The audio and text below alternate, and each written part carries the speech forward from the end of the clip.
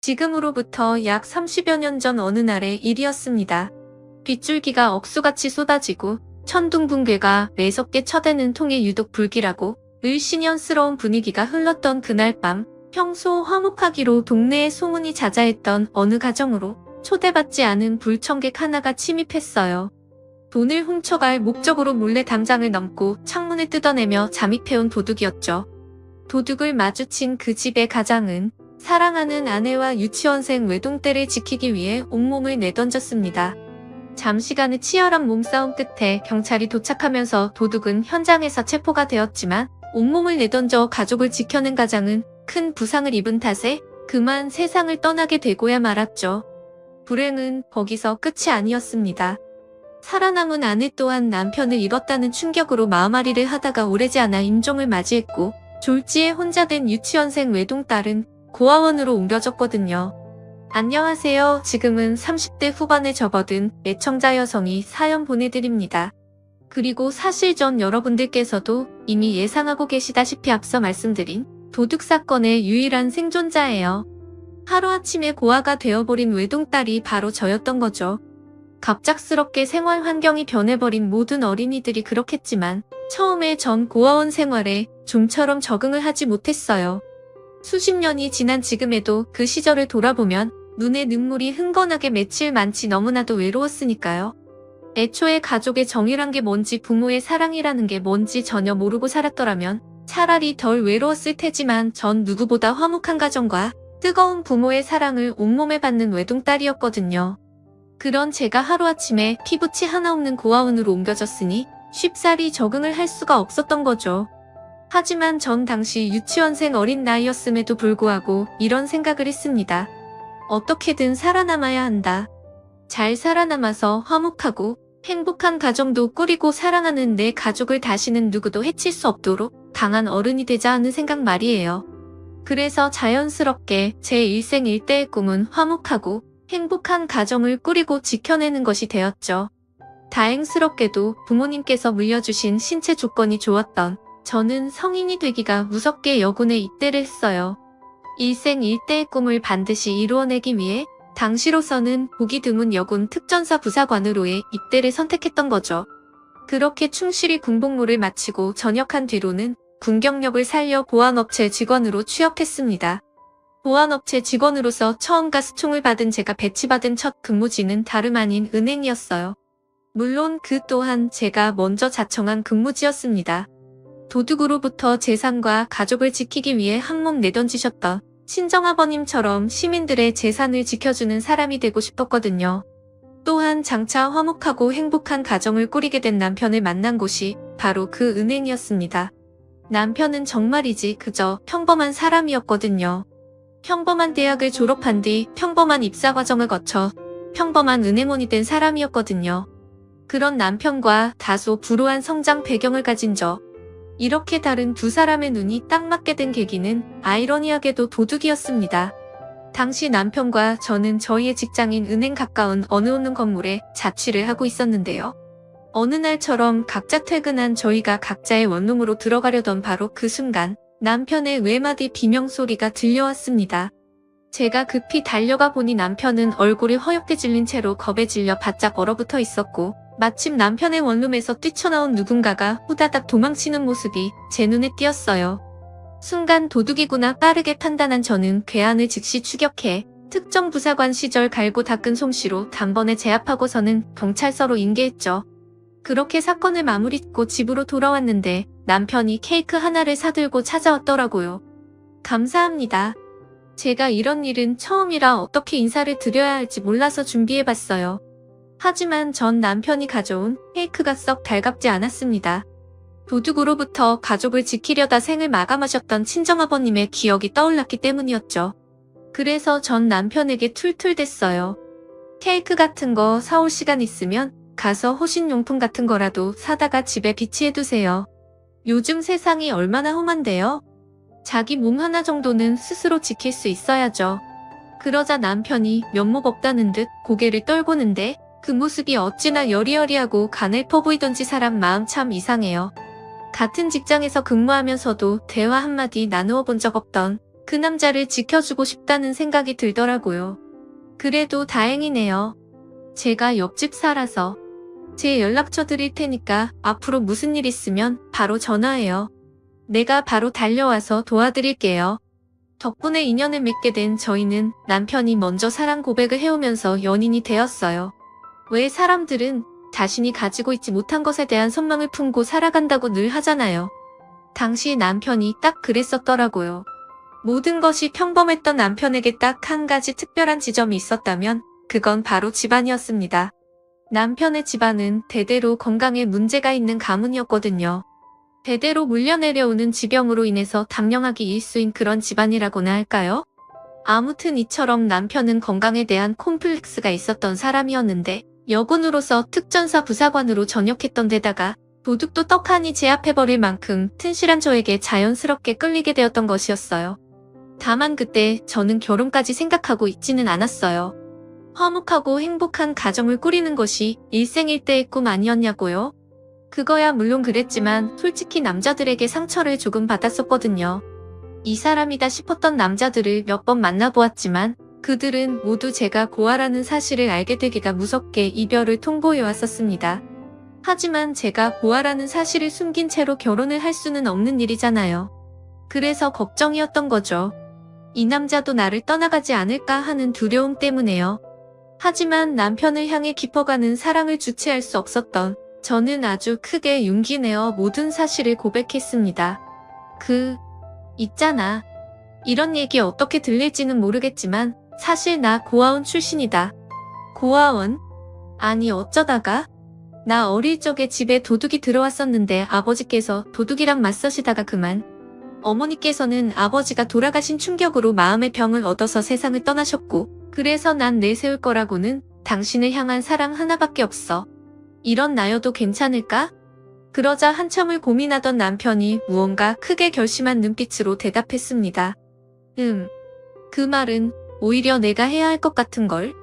대대로 물려내려온다는 우리 집 지병. 그거 만만한 거 아니야. 어쩌면 나도 젊은 나이에 일찍 세상을 떠나게 될지도 몰라. 그렇게 되면 당신은 사랑하는 가족을 또 한 번 잃게 되는 거잖아. 이런 나라도 괜찮다면 우리 결혼하자. 내가 당신의 가족이 되어줄게. 그 말에 눈물이 줄줄 흘러내리더라고요. 친정 부모님께서 세상을 떠난 이후부터 제 가슴 한켠에 늘 자리 잡고 있던 뼈저린 외로움이 싹 씻겨 내려가는 기분이었다고 할까요? 이처럼 진정한 사랑으로 다가와준 남편에게 전 약속했어요. 당신의 아내가 되어주겠노라고요. 당신이 일찍 세상을 떠나는 일 없도록 곁에서 건강관리 잘 돌보아주겠노라고요. 과거의 상처와 일찍이 낙처올지 모르는 죽음마저 갈라놓을 수 없었던 깊은 사랑. 그렇게 저희 부부는 결혼 준비를 시작하게 되었는데요. 결혼 준비를 하면서 저는 아주 뜻밖의 사실과 마주하게 되었습니다. 평범한 남편과는 다르게 시댁은 무척이나 남다른 집안이더라고요. 대대로 물려내려오는 지병으로 인해 단명하게 일수인 집안이라는 점도 있었지만 무엇보다 사실상 준 재벌집에 가까운 제약회사 집안이었죠. 그 위세가 얼마나 대단했느냐면요. 시댁에 처음 인사드리러 가던 날에 저는 입을 다물 수가 없었어요. 아니 글쎄, 집에 주차장이 떡하니 있더라니까요. 차 두어 대 들어가는 차고가 아니라요. 10대 정도는 좋게 주차하고도 남을 주차장 말이에요. 심지어 주차 자리마다 벤츠니, BMW니 하는 외제차들이 주차되어 있었죠. 시댁 건물은 당연히 으리으리한 대저택이었고요. 시댁 식구들의 면면 또한 그야말로 대단했어요. 먼저 시어머니께서는 가문 내력인 지병으로 인해 일찍이 단명하신 시아버님으로부터 상속받은 제약회사를 소유하고 있었고요. 남편의 형제들 모두가 엘리트 중에서도 초엘리트였어요. 남편에게는 위로 형 하나, 아래로 남동생 하나가 있었는데요. 저에게는 시아주버님과 시동생 되는 두 형제 모두 의사이면서 동시에 시어머니 소유 제약회사에서 일하는 연구원이기도 했습니다. 이내 시동생의 아내인 제 손아래 동서도 마찬가지였어요. 동서 또한 의사이자 시댁 제약회사 연구원이었습니다. 더욱이 시동생은 유달리 명석했던 덕분에 시어머니를 대신해서 시댁의 제약회사를 사실상 경영하는 후계자 자리에 있었어요. 다만 제 남편은 앞서 말씀드렸다시피 평범한 사람이었죠. 시아주버님 그리고 시동생과는 다르게 평범한 대학을 졸업해 평범한 은행원이 되었으니까요. 아무튼 그런 대단한 집안의 고아 출신인 제가 며느리감이라며 인사를 드리러 가니 시어머니께서 첫 대면부터 아주 대놓고 불쾌한 기색을 드러내시더라고요. 둘째한테 고아원에서 자란 처자라는 얘기는 미리 들었지만 내 입장에선 워낙에 믿을 수가 없는 상황이라서 그러니 솔직하게 털어놓으렴. 너 사실은 고아 아니지? 그게 무슨 말씀이신지. 사실은 친정부모님께서 엄청 대단한 분이실 거잖니. 저명한 교수님이라던가 대한민국 경제를 좌우하는 회장님이라던가 하도 못해 국회에서 나란히 하시는 분이라던가 사실은 대단한 직업 여식이면서 장차 시어머니 될 사람, 인품이 어떤지 시험해보기 위해서 일부러 고아라고 거짓말 친 거잖아. 그렇지? 그게 두 분 다 저 어릴 적에 돌아가셨습니다. 어머니, 고아원에서 자란 것도 사실이고요. 그럼 혹시 너라도 대단한 사람이니?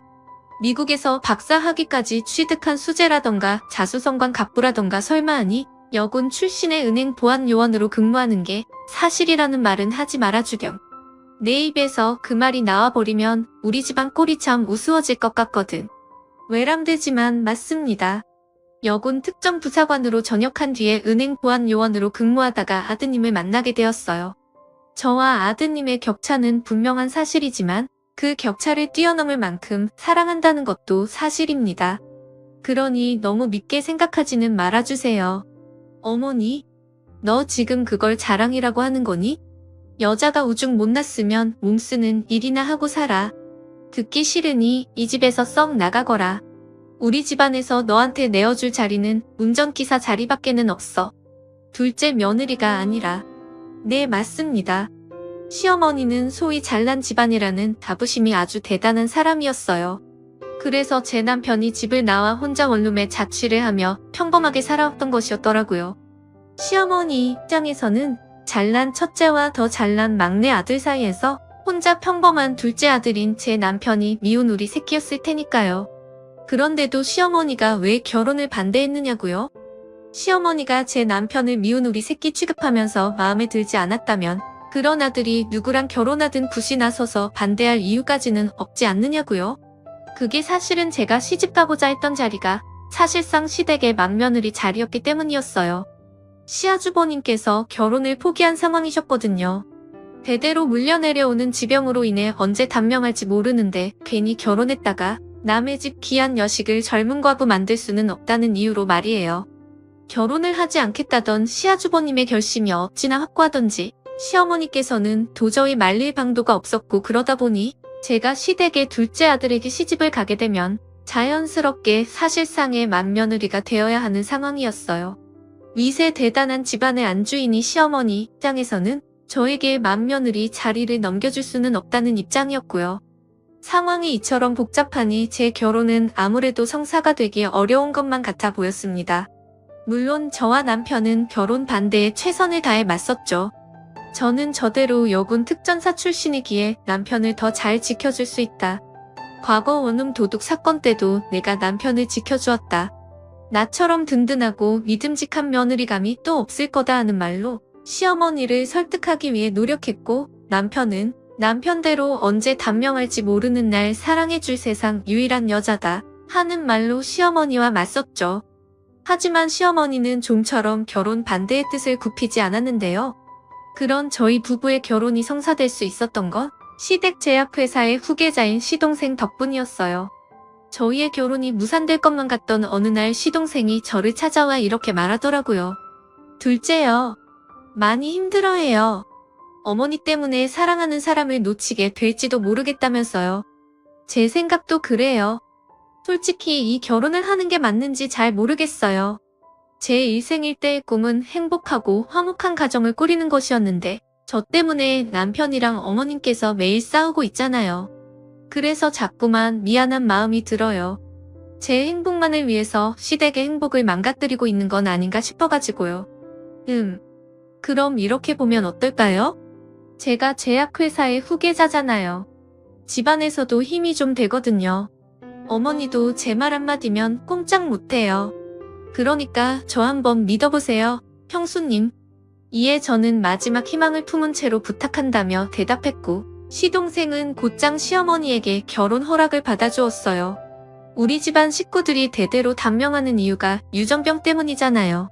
큰 형도 결혼을 포기해버린 이유도 마찬가지고요. 그래서 빨리 죽을지 모르는 아들이면 아무한테나 막장가 보내고 그래야 된다는 거니? 단명하는 집안에 시집와 주셔서 감사합니다. 넙죽 처리라도 하면서. 우리 집안이 어떤 집안인데? 제 말은 그런 뜻이 아니라 형수님이 어쩌면 우리 집안에 큰 축복을 가져다 줄지도 모른다는 거예요.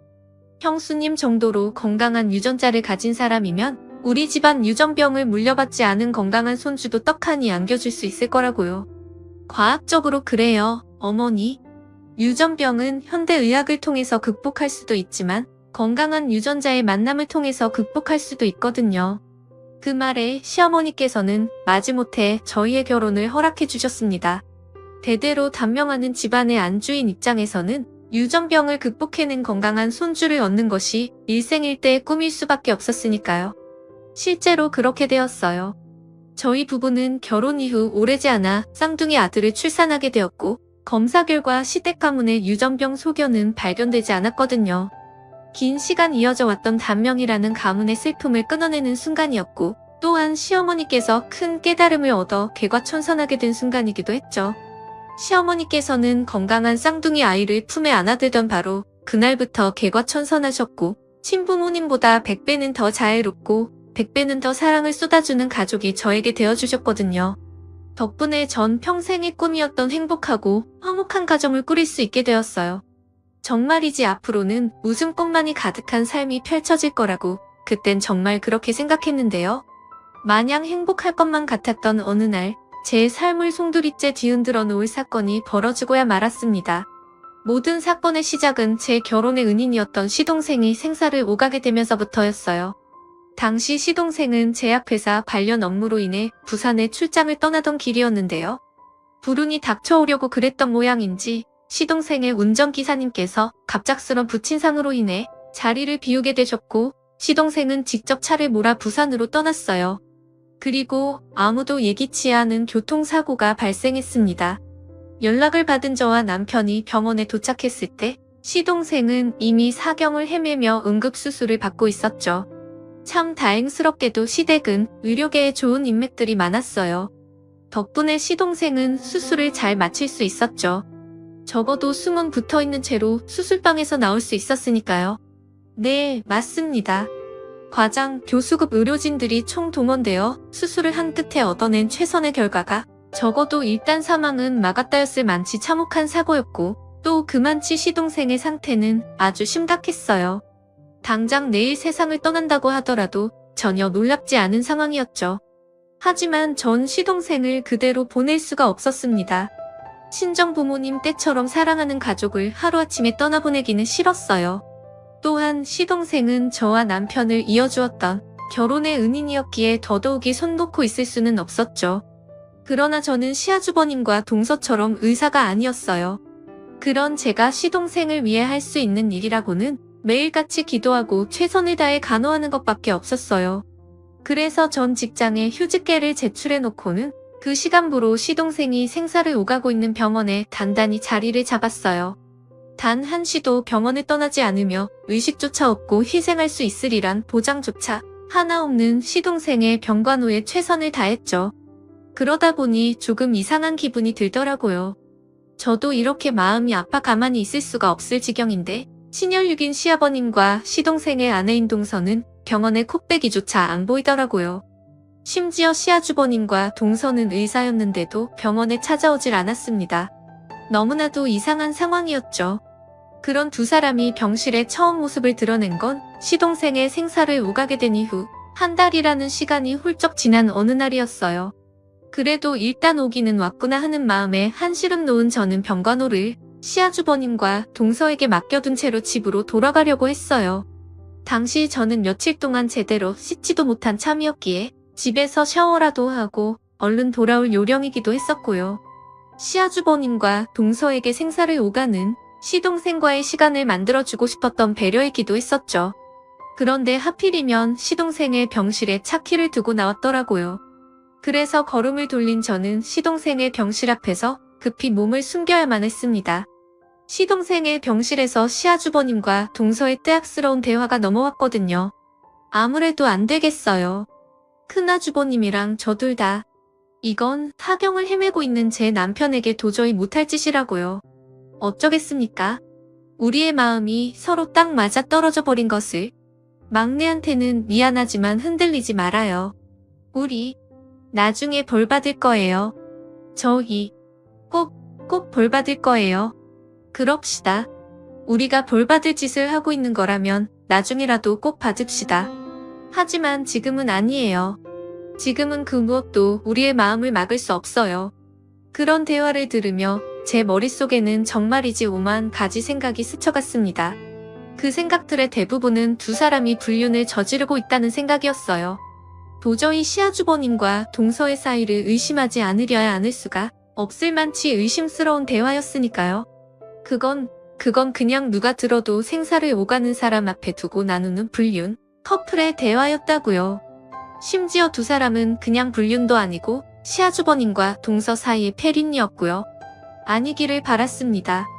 제가 오해하고 있는 것이기만을 바랐어요. 하지만 병실을 몰래 들여다본 저는 소리 없는 기함을 터뜨리고야 말았어요. 시아주버님이 동서의 손등을 어루만지면서 다독이는 모양새가 세상 그렇게 다정해 보일 수가 없더라고요. 심지어 충격적인 일은 거기서 끝이 아니었습니다. 제 인기척을 느낀 시아주버님이 저를 돌아보시더니 너무나도 아무렇지 않게 제 차키를 가져다 주었거든요.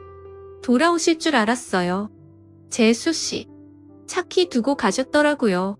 많이 피곤하실 텐데 운전 조심해서 다녀오시고요. 혹시 사고 날지도 모르잖아요. 하는 시아주버님의 말에 저는 온몸에 소름이 쫙 돋아버렸습니다. 방금 그 말이 대체 무슨 문제이길래 소름까지 돋았냐고요? 생각해보세요. 그날 그때 시아주버님은 누가 봐도 불륜과 폐륜을 의심할 만한 대화와 장면을 저에게 들킨 거잖아요. 그랬으면 적어도 둘 중 하나는 해야지 맞는 거죠. 제가 본 것이 오해면 오해라고 해명을 하거나 아니면 걱정하는 그런 사이 아니다는 발뺌이라도 하거나. 그런데 시아주버님은 그런 말은 단 한마디도 없었어요. 그저 속을 알 수 없는 미소와 함께 저에게 차키를 건네며 운전 조심해라, 사고 날지도 모른다는 말만 했을 뿐이었죠. 심지어 시동생의 사고 원인은 교통사고였고요. 즉 당시 저를 향했던 시아주버님의 말과 행동은 듣는 사람에 따라서는 이런 상황으로 해석될 수도 있는 일이었어요. 너 우리 사이를 다 알아버렸구나? 가는 길에 운전 조심하렴. 너도 시동생처럼 뜻하지 않은 교통사고를 당해서 사경을 헤매게 될지도 모르니까. 네, 맞습니다. 그때 제 머릿속에는 이런 생각이 뿌리 깊게 박혀버렸어요. 폐륜 관계를 들킨 시아주버님과 동서가 교통사고를 가장해 시동생을 처리하려고 했고, 폐륜 관계를 알게 된 저 또한 시동생처럼 교통사고를 위장해 제거하려고 하는구나. 이 사람들 참 위험한 사람이다. 그 와중에도 다행이었던 건 제가 여군 특전사 부사관 출신이었다는 것이었어요. 일단 그 자리에서는 시아주버님 앞에서 표정 관리를 성공한 덕분에 제 속내를 들키지 않을 수 있었거든요. 또한 앞으로 시아주버님과 동서가 어떤 해코지를 꾸민다고 한 듯 쉽사리 당하지 않을 자신감 또한 있었고요. 다만 제가 둘의 폐륜 사실을 저 혼자만 알고 있었던 이유는 증거가 없었기 때문이었습니다. 저야 직접 목격한 내용이 있다지만 다른 사람들에게는 쉽게 믿을 수 있는 일이 아니잖아요. 그래서 전 증거를 확보할 필요가 있었어요. 사경을 헤매고 있는 시동생을 위해서라도 시아주버님과 동서의 폐륜을 반드시 밝혀내야만 했습니다. 이에 저는 시동생의 병관호는 남편과 간병인에게 잠시 맡겨둔 채로 시아주버님과 동서를 주시하기 시작했습니다. 대외적으로는 직장에 복직해 출퇴근을 하는 척 둘의 체륜 행각을 잡아내기 위해 은밀하게 따라붙었죠. 그랬더니 이상한 정황이 한두 가지가 아니더라고요. 먼저 시아주버님은 매일 아침 직접 차를 끌고 동서네 집으로 향했습니다. 그리고는 동서를 태워서 함께 출근을 했고 밤이면 함께 퇴근해 동서를 집에 내려놓은 뒤에 귀가했죠. 물론 두 사람은 시댁의 제약회사에 함께 근무하는 사이였기에 카풀을 하는 건 이상한 일은 아니었지만 제 눈엔 그게 아니었어서요. 전 두 사람이 각자 자기 집에서 각자 자기 차를 타고 각자 출퇴근을 해왔던 사실을 알고 있었거든요. 시동생의 교통사고 이전까지만 해도 그랬던 사람들이 시동생이 사경을 헤매게 되자 함께 출퇴근을 하기 시작했다는 건 누가 봐도 이상한 정황이잖아요. 그렇죠? 그리고 결정적으로 어느 날 제약회사에서 함께 퇴근한 두 사람이 시아주버님의 차를 타고 호텔로 들어가는 것을 목격했습니다. 그냥 호텔로 들어간 것이 아니라 같은 객실로 들어가는 모습까지 제 눈으로 똑똑히 확인했어요. 다행스럽게도 저는 둘이 같은 객실로 들어가는 사진을 촬영할 수 있었는데요. 시아주버님과 동서 쪽에서는 제가 뒤를 받고 있다는 낌새를 눈치챈 모양이었습니다. 며칠 전부터 저희 집 근처를 서성이는 인기척이 느껴지더니만 제가 호텔 현장을 촬영한 바로 그날 밤에 누군가가 저희 집 문에 쪽지 한 장을 끼워놓고 사라졌더라고요. 그 쪽지 내용을 확인한 저는 잔뜩 긴장할 수밖에 없었다. 왜냐하면 그 쪽지에는 저와 남편 그리고 쌍둥이 아이의 이름이 빨간 글씨로 적혀 있었고 이런 문구도 함께 적혀 있었거든요. 조금만 기다려 곧 제삿날 치르게 해줄게. 누가 봐도 위협적인 쪽지였고 저와 남편은 평소 다른 사람에게 밉보이며 살지 않았기에 그런 일을 저지를 사람은 딱 하나밖에 없었어요. 그건 바로 패론 사실을 저에게 들켜버린 시아주버님이었죠. 하지만 저에게는 그 위협에 대응할 시간적 여유조차 주어지지 않았습니다. 긴 시간 생사를 오가던 시동생이 결국 세상을 떠나고야 말았거든요. 아무리 사망이 사실상 예견된 상황이었다 한들 전도 유명한 젊은 생명의 사망 앞에서 조문객 모두가 눈물을 금치 못했습니다. 하지만 시동생 장례식장에서 입가에 웃음기를 남들 몰래 머금고 있는 사람이 딱 하나 있었어요. 뜻밖에도 임종한 시동생의 아내인 동서였죠. 전 동서가 몰래 머금은 미소가 너무나도 수상해 유심히 지켜봤어요. 순간 제 머릿속에는 이런 생각이 스쳐가더군요. 나에게 위협용 쪽지를 남긴 쪽이 시아주버님이 아닌 동서 쪽이었던 거구나. 솔직히 저로서는 조금 충격이었습니다. 전 그동안 적어도 동서만큼은 자신의 불륜 행각에 대해서 시동생에게 죄책감을 가지고 있다고 생각해왔거든요. 그런 생각을 하고 있던 와중에 마침 동서가 시아주버님과 둘이서 장례식장에 딸린 방으로 수시로 들락날락거리기 시작했습니다. 이에 저는 호시탐탐 기회를 노리다가 다시금 방으로 들어간 두 사람의 대화를 엿들었어요. 물론 휴대폰 녹음기를 켜놓은 채로 말이죠. 드디어 다 끝났네요. 이제 안심해도 되겠어요. 재수씨. 네, 그동안 여러모로 마음고생 많으셨어요. 큰아주버님. 남은 건 둘째 아주버님 뿐이니까요. 이제 둘째 아주버님만 처리하면 돼요. 제약회사 주주들 쪽 동영은 어떻던가요? 아직 아무것도 몰라요. 워낙에 극비리에 진행해왔던 일이잖아요. 일단 그 문제야 주주총회 열어서 선언만 하면 되는 일이고요. 일단 저희는 둘째 아주버님 처리하는 일에 집중하도록 해요. 둘째 아주버님이 처리되는 날이야말로 저희가 원하던 모든 걸 이루게 되는 날일 테니까요. 바로 그 순간 누군가가 뒤에서 제 입을 턱 틀어막았습니다. 그 짧은 찰나의 순간 반격을 날리려던 저는 공격 의사를 거두었어요. 제 입을 틀어막은 채로 조용히 속삭이는 사람은 바로 제 남편이었거든요. 쉿. 위험할지도 모르니까 아무도 없는 데로 가서 얘기하자. 그렇게 저희 부부는 조용한 구석으로 나왔는데요. 뜻밖에도 남편 또한 시아주버님과 동서의 폐륜 관계를 의심하고 있었더라고요. 언제부터 눈치채고 있었어? 아주버님이랑 동서가 처음으로 서방님 병관으로 오던 날, 그때 난 분명 보고 들었어. 그건 누가 봐도 폐륜 관계였다고. 겉뿐이게? 두 사람이 호텔 객실로 들어가는 사진까지 찍어 놓았어. 이 정도면 의심의 여지도 없는 거잖아. 당신은 언제부터? 이전부터 꾸준히 짐작은 하고 있었어. 오며 가며 서로 스치는 형이랑 재수씨의 눈빛이 이전과는 다르게 묘하게 끈끈하더라고. 그래서 불길해하고만 있었는데 형차 조수석 시트 밑에서 웬 여자 속옷이 하나 나오더라고. 근데 당신도 알잖아. 우리 형. 결혼 포기한 채로 여자 보기는 돌같이 하는 거.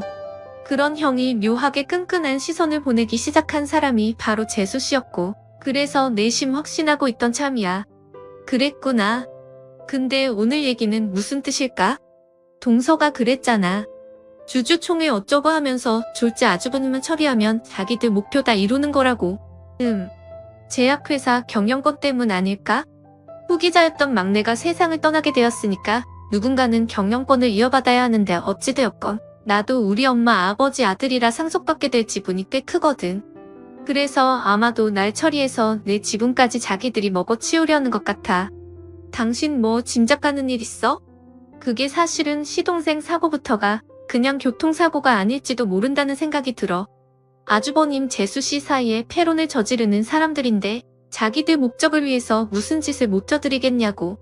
1차로 교통사고를 위장해서 시동생을 그렇게 만들어 놓은 다음에 당신도 제거해서 자기들 목표를 모두 이루려는 수작질을 벌이고도 남지. 더러운 사랑의 도피와 제약회사 모두를 가지려는 수작. 아마 그것들을 이루려면 자기들 패론을 알고 있는 내 손발을 묶어 놓아야만 했을 거야. 그래서 이런 위협 편지도 남겼던 거고. 말을 마친 저는 누군가가 저희 집 문틈에 끼워놓고 사라졌던 쪽지를 남편에게 건넸어요.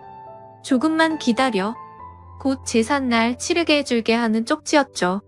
그리고 시아주버님과 동서가 호텔 객실로 들어가는 사진 또한 남편에게 보여주었습니다. 그리고 이런 짓을 주도한 사람은 동서일 거야. 아니, 확실해. 오늘 보니까 둘의 패론 사이를 동서가 주도하고 있더라. 일단 애들부터 피신시켜놓고 우린 막내 장례부터 잘 마무리 짓자. 두 사람의 처분보다는 동생의 장례식이 나랑 당신한테는 먼저니까. 마침 같은 생각이었던 저는 고개를 끄덕였고 곱장 쌍둥이 아이들을 제일 믿을 만한 지인에게 부탁해 몰래 피신시켰어요. 그리고 아무 일도 없었던 것처럼 태연에게 장례를 마무리 지었는데요.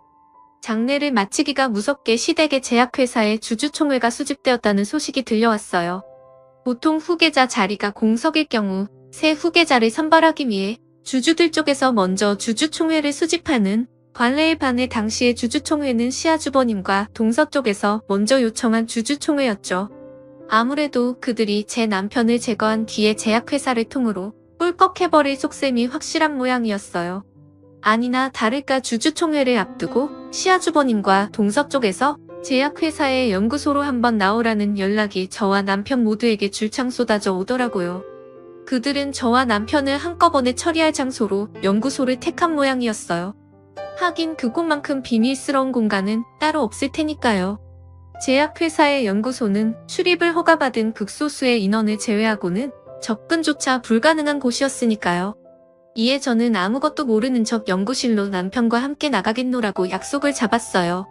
바디캠과 소형 녹음기 등을 통해 그들의 행각을 증거로 포착한 뒤 모든 야욕을 세상에 공개해 한꺼번에 무너뜨릴 작정으로 말이에요. 다만 특전사 부사관 출신인 저야 큰 걱정이 없었지만 여리여리한 남편의 안전은 걱정이었기에 호신용 스프레이를 챙겨주며 신신당부했어요. 저는 제 몸 하나는 충분히 지키고도 남는 사람이니 당신에게 조금이라도 위험한 상황이 벌어진다면 일단 호신용 스프레이부터 뿌린 다음에 지체하지 말고 도망치라고요. 그렇게 저희는 연구실로 향하기 위해 집을 나섰는데요. 저희가 집에서 나오기 무섭게 사사삭 하면서 누군가가 몸을 숨기는 인기척이 났어요. 그 인기척은 저희 부부가 차에 오르는 내내 뒤를 몰래 쫓아왔고 연구실로 향하는 저희 부부의 차를 향해 웰렌더카 한 대가 멀찍이 따라 붙더라고요. 심상치 않은 조짐이었습니다. 아무래도 저쪽에서 우리한테 사람 붙여놓은 것 같아 상황이 생기기 전에 우리한테 사람을 붙여놓은 것 같아요. 상황이 생각보다 많이 위험한 것 같으니까 당신은 일단 차에서 내리지 말고 기다려. 연구실엔 나 혼자 들어갔다가 올게. 그래도 어떻게 그래 내가 남편이잖아. 잊었어? 내가 특정 부사관까지 다녀왔던 이유? 사랑하는 사람을 내 손으로 지켜주고 싶어서였잖아. 내가 그 사람을 지켜줄게. 알았어. 그런 일촉즉발의 분위기 속에서 저희 부부의 차가 연구실 주차장에 도착했습니다.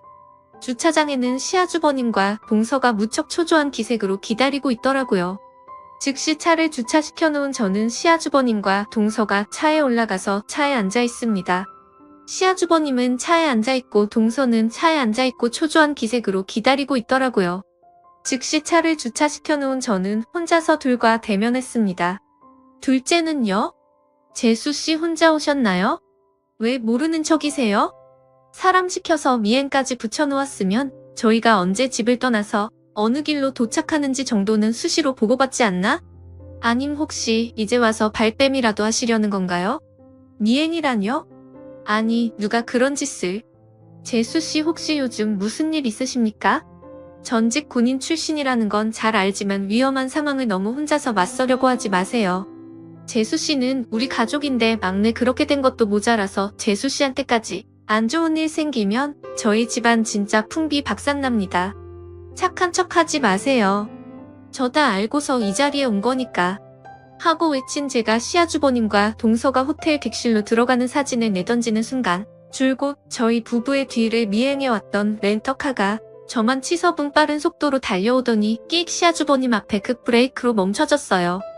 바로 그 순간 운전석에서 내린 기한이 시아주버님 앞에서 렌터카가 시아주버님을 향해 강목을 휘둘렸죠. 하지만 기한의 강목은 시아주버님을 해치지 못했어요. 제가 저도 모르는 사이에 반사적으로 달려들어 달차게 한 방에 기한을 제 앞에 놓았더라고요.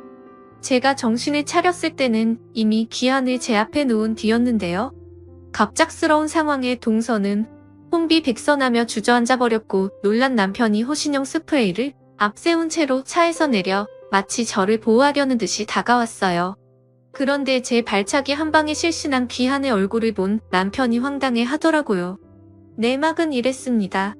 그동안 남편에게는 골칫덩이 고객 하나가 있었어요. 원래는 선배 은행원이 담당하던 고객이었는데요. 선배가 다른 지방의 지점으로 발령을 가게 되면서 남편이 졸지에 떠나버린 진상 고객이었죠. 그 진상 고객은 은행에서 추천해준 펀드에 전 재산을 털어넣었다가 알거지가 된 사람이었는데요. 그 원망을 제 남편에게 쏟아내며 호시탐탐 해코지를 할 기회만을 엿보고 있었더라고요. 일전에 저희 집 근처를 서성이다가 조금만 기다려 곧 제삿날 치르게 해줄게 하는 쪽지를 끼워놓고 사라진 누군가가 바로 그 진상 고객이었고요. 저희 부부가 연구실로 향하던 바로 그날의 코지를 하기 위해서 줄곧 저희의 뒤를 밟았던 사람 또한 바로 그 진상 고객이었죠. 그런데 진상 고객이 왜 일면식도 없는 제 시아주버님에게 강목을 휘둘렸냐고요? 남편의 집안은 대대로 유전제가 아주 강력한 가문이었어요. 담령하기 일수인 유전병만 꼭 닮은 것이 아니라 얼굴 또한 남편의 삼형제 모두가 꼭 닮아 있었죠. 달리는 차창 너머로는 도저히 구분할 수 없을 만큼 아주 많이 닮았어요. 그 바람에 진상 고객은 시아주버님을 제 남편으로 착각하고 강목을 휘둘렀던 것이었죠. 그러다 반사적으로 몸이 먼저 움직인 저에게 단숨에 제압까지 당한 것이었고요. 남편의 집안은 대대로 유전제가 강력한 가문이었어요. 단숨에 제압까지 당한 것이었고요. 아무튼 시아주버님과 동서가 저와 남편을 해칠 계획을 꾸미고 있다는 오해는 그렇게 풀리게 되었지만 사건은 거기서 끝이 아니었습니다. 저에게는 두 사람이 아주버님과 재수씨 사이에 폐륜을 저지르고 있었다는 증거가 버젓이 있었으니까요. 이에 저는 바닥에 널브러져 있던 사진 그러니까 두 사람이 호텔 객실로 들어가는 사진을 주워들어 시아주버님의 면전에 들이밀며 따졌어요. 아주버님이 동서랑 짜고 저랑 제 남편을 해치려고 했었다는 오해는 사과할게요. 하지만 두 사람이 폐륜을 저지르고 있다는 사실은 달라지지 않아요. 여기 이렇게 증거가 있으니까. 그러자 사진을 한참이나 들여다보던 시아주버님이 너털 웃음을 지으며 대답했습니다. 이건 저랑 막내 재수씨랑 세미나 준비하러 가던 길이었어요. 멀쩡한 연구실 놔두고 세미나 준비를 호텔에서 한다고요? 거짓말을 치려면 좀 제대로 치셔야죠. 네, 세미나 준비 호텔에서 많이 해요. 운동선수들 합숙하죠? 그거랑 비슷해요. 같이 합숙하면서 세미나 자료도 준비하고 발표 준비도 하고 그래서 호텔방 잡았습니다. 증거 보여드릴까요? 말을 마친 시아주버님께서 제게 웬 휴대폰 동영상을 보여주셨어요. 그 동영상을 본 저는 귀까지 빨개져서는 그야말로 쥐구멍이라도 찾아서 숨어버리고 싶을 지경이더라고요. 그 동영상에는 호텔방에서 세미나 발표 연습을 하는 모습이 찍혀 있었으니까요. 보세요. 저희뿐만 아니라 대학원생들도 세미나 앞두고는 다들 이렇게 합숙해요. 혹시라도 불륜을 숨기기 위해서 일부러 만들어 놓은 증거라고 말씀하실까봐 덧붙이자면 세미나 발표가 되게 중요한 거잖아요. 그래서 이렇게 동영상을 찍어놓고 발음이나 제스처 같은 거 확인하면서 개선하는 거고요. 이제 좀 설명이 되었나요? 그럼 서방님 병실에는 왜 안 오셨는데요? 한 달씩이나 지나고 처음 오셨던 날 동서랑 아주버님이랑 했던 그 이상한 대화는 다 뭐고요?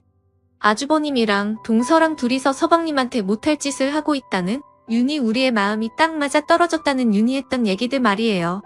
심지어 나중에 벌 받을 거라고 그건 누가 들어도 불륜 커플의 대화였잖아요. 그 순간 동서가 흐느끼 울기 시작했어요. 남편이 사고로 사경을 해낸다는 소식을 처음 들었을 때 제가 먼저 큰아주버님께 말씀드렸어요. 유전병 극복을 위한 신약 개발이 최종 완성 단계이니 지금 신약 개발에 최선을 다해야 할 때라고요. 그게 남편 평생의 꿈이었다고 생각해요. 그게 남편 평생의 꿈이고 아내로서 그 꿈을 이루어줘야 먼 훗날 하늘나라에서 남편을 당당하게 다시 만날 수 있을 것 같다고요. 큰아주버님께서도 그렇게 생각한다고 하시면서 연구에 최선을 다하자는 저희의 마음이 맞았던 거예요. 저희는 그날 남편 병실에서 끝까지 흔들리지 말고 나아가자는 얘기를 했었던 거라고요. 그랬더라고요. 시아주버님과 동서의 폐륜 관계는 모두 저의 오해였어요. 유전병 극복을 위한 신약 개발의 마무리 단계였던 둘은 시동생의 생사위기를 무릅쓰어가면서 어떻게든 신약 개발을 마무리 짓자고 마음을 맞추었을 뿐이었죠. 하지만 두 사람의 마음속에는 생사를 오가는 막내 동생과 남편의 곁을 지켜주지 못한다는 죄책감 때문에 나중에 벌을 받을지도 모른다는 대화를 나누었던 거고요.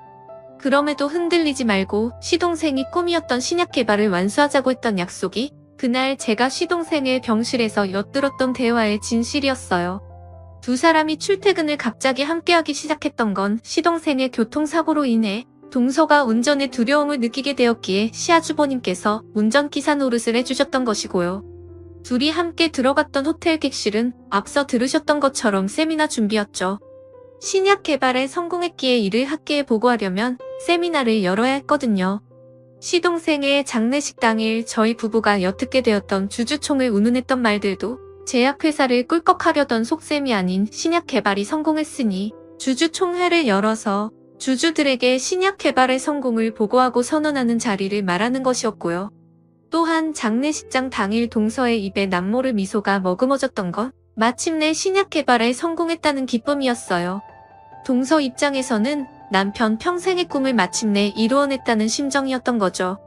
그리고 그 신약의 정체는 바로 신약 개발이 조금만 빠르게 성공했더라면 제 남편은 그렇게 세상을 떠나지 않았을 거예요.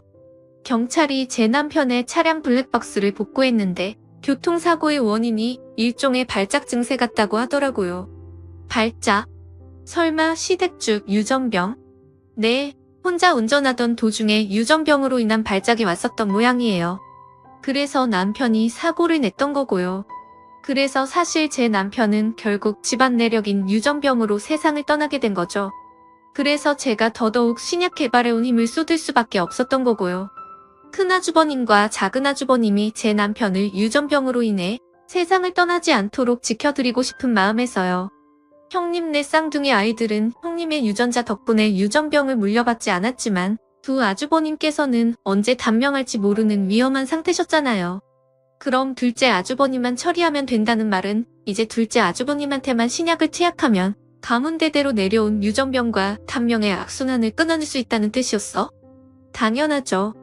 설마 제가 둘째 아주버님을 해치려고 했어요?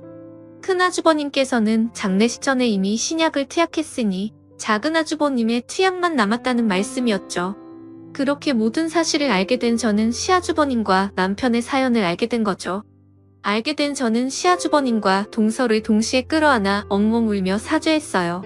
제 남편을 살리려고 했던 생명의 은인인 줄도 모르는 채로 폐륜으로 오해를 냈고 심지어 사람을 해치려 드는 몹쓸 개차반으로까지 생각해버렸다면서요. 남편 또한 동서의 손을 꼭 잡아 깊은 사과와 뜨거운 감사의 말을 전했죠. 다행스럽게도 시아주버님과 동서는 저희의 오해를 너그럽게 이해해 주셨고 저희는 다시금 행복하고 화목한 가정으로 돌아오게 되었습니다. 이후로는 어떻게 되었냐고요?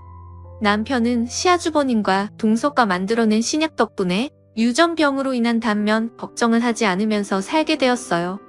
다만 유전병이라는 것이 유전자를 직접 손대지 않고서는 완치가 불가능하기에 남편과 시아주버님은 주기적으로 신약을 투약받아야만 하죠. 하지만 신약을 제때 투약받기만 하면 유전병의 증상 자체는 완벽하게 억제되기 때문에 제 남편과 시아주버님은 사실상 유전병을 극복한 것과 다름이 없는 셈이랍니다. 아, 참. 유전병을 사실상 극복한 덕분에 반가운 소식도 하나 더 생겼어요. 남편이 시아주버님의 차량 조수석 시트에서 발견했다던 여자 속옷 있잖아요. 그게 사실은 시아주버님께서 만나는 여자분이 계셨더라고요. 시아주버님께서 결혼을 포기하셨던 이유가 유전병으로 인한 단명 때문이었는데 그게 극복되었으니 아주버님께서도 늦가기 사랑을 시작하게 되셨던 거죠. 덕분에 신약을 개발해낸 동서의 기쁨은 2배가 되었고요. 그리고 저 또한 일생일대의 꿈을 모두 이루게 되었어요. 항상 화목하고 행복한 가족을 얻게 되었고 남편을 해코지하기 위해 저희의 뒤를 밟고 끝내는 방목까지 휘둘렀던 진상 고객으로부터 가족을 지켜내었으니까요. 제 사연은 여기까지입니다. 들어주셔서 감사합니다.